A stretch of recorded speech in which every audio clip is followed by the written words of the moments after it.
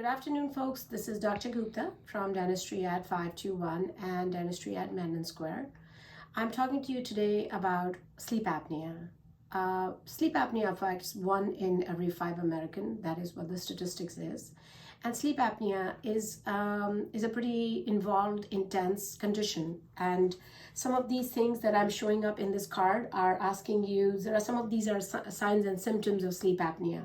Chronic snoring, morning headaches, memory problems, frequent urination, depression, dry mouth, and daytime sleepiness.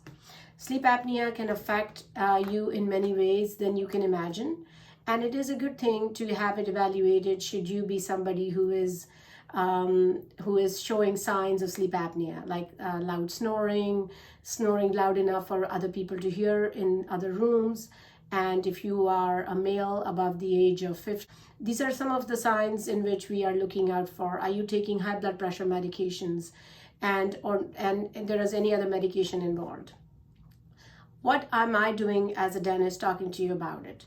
So the reason why I'm talking to you about it is because dentistry, when a patient is evaluated in my dental chair, I'm looking for some of the signs of restricted airway. They are a narrow upper or lower jaw, a larger tongue, a lower jaw that is protruded. We also evaluate the patients to see how can I look through and look in through the throat of the patient, or is it restricted? Those are all the telltale signs that I am looking for. If I'm seeing heavy wear, if I'm seeing fissures at the corners of the mouth because the patient is a mouth breather and cannot close his mouth properly.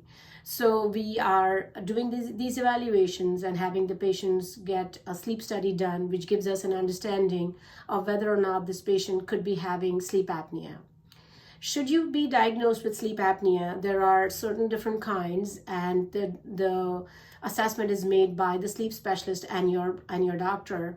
And then dentist can help you by fabricating something as small as this appliance, which goes on your upper and lower jaw. And this appliance basically helps in the movement of your lower jaw slightly forward and open so that the patient has more airway capacity available to be able to breathe. The advantages of an oral appliance, if it's right for you, are that it is not hooked up to any electrical units. It is independent.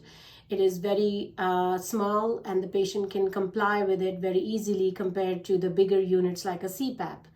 But this is something that has to be discussed with your primary care, whether this is right for you or not. But we are here to help. So please read more about sleep apnea and don't ignore it. Thank you.